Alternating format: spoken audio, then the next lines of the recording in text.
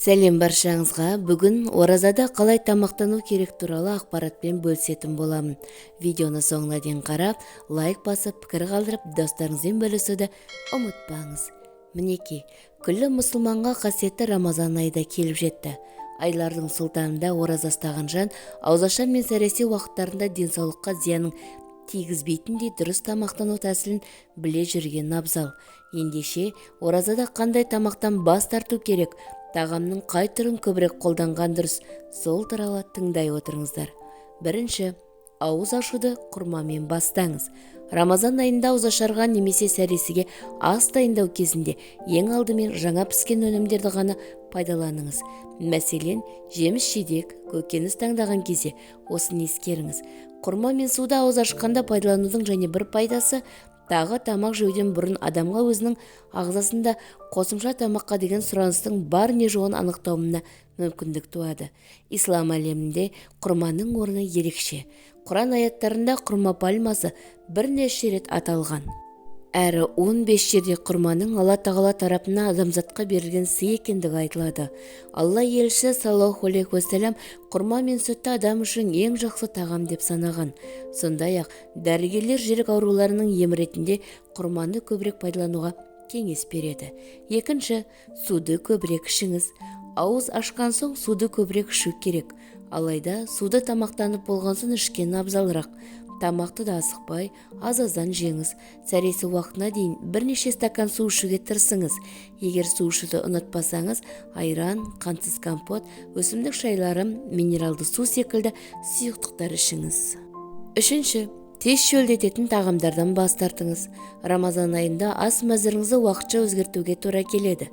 Сіз бен біз күнделікті қолданатын тұзды өнімдерден тұздалған қияр, қызанақ, түрлі тұзды салаттар мен балықтан бас тартыңыз. Оның орнына жеміс-жидектермен көбірек сумен толықтырыңыз.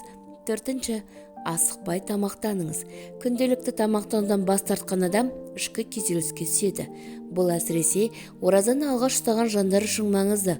Ауыз ашқан кезде алдымен құрмамен, сумен немесе сорпа, ет қосылған көкөніс тағамы сияқты жеңіл тағамдармен ауызашарды бастау керек. Асқазанға ауырлық қылатын тағамдармен достығыңыз үзілгені дұрысырақ. Ашығу кезінде адамның жүйке жүйесі асқазаны тітіркенген жағдайда тұрады.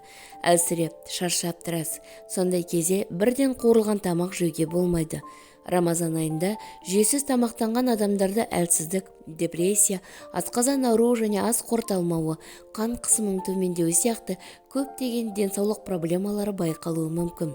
Асығыс тамақтансаңыз, асқазаныңыз ас қорыталмау секілді ауруларға душар болып, Рамазаннан кейін салмақ қосу проблемасына тап боласыз.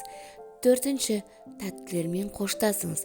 Ас мәзіріңізден тәттілерді, яғни кондитерлік өнімдер, торт, тәтті бәліштерді алып тастаңыз. Себебі бұлар ағзаңызды әлсіретіп, қарныңызды тез ашыртады. Рамазан айында тәттілерді көбірек қолдану қан қысымыңызды көтереді. Тек ауызашардан кейін 2-3 сағаттан соң ғана тәттілердің орнына құрма, кептірілген өрік, мейіз, жаңғақ қолданыңыз. Бесінші, кофені қоя тұрыңыз. Егер сіз таңыңызды жұмыспен емес кофемен бастар болсаңыз, Рамазан айында кофені қоя тұрыңыз. Жүйке жүйесі өте сезімтал, жүрегі ауыратын, қан қысымы жоғары, нашар ұйықтайтын адамдарға кофе ішуге болмайды. Шектен тыс кофе ішу организмге зиян келтіреді. Мәселен, ұйықтау режимінің бұзылуы, кейбір витаминдерді, магний, мырыш, темір қабылдаулардың қиындауы, қан қысымының жоғарылауы, тіс эмалінің өзгеруі, асқазанда қыжылдың пайда болуы қаупіне әсер етеді. Алтыншы, тамақтану тәртібіне мұқият болыңыз. Әдетте біз күніне 3 рет тамақтанамыз. Рамазан айында да осы әдіспен жүріңіз. Ол үшін ауызашардың бірінші бөлігінде ыстық тағамдарды, екінші бөлігінде майсыз тағамдар мен балықты, ал сәресіде жеміс-жидектерді қолданыңыз. Бұл әдіс сіздің денсаулығыңыз үшін өте маңызды. Алтыншы, пайдалы тағаммен тамақтаныңыз. Шайды көбірек ішетін болсаңыз, бұл айда жалбыз шайы мен көк шайды көбірек тұтыныңыз. Сүт өнімдерін, сүт, айран, қатық, ірімшікті жиі қолданған жөн.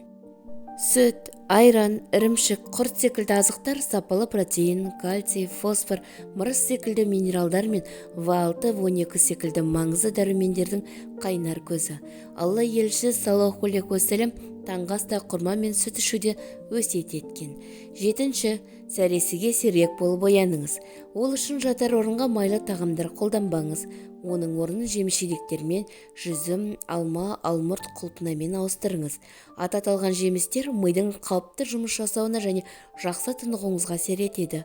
Сәресі уақытында да күндіз қарным ашып қалмасын деп тоя тамақтанбаңыз. Ауызаша және сәресі кезінде орташа мөлшерде тамақтану пайғамбарымыздың саллаллаху алейхи вассаламның сүннет амалына жатады.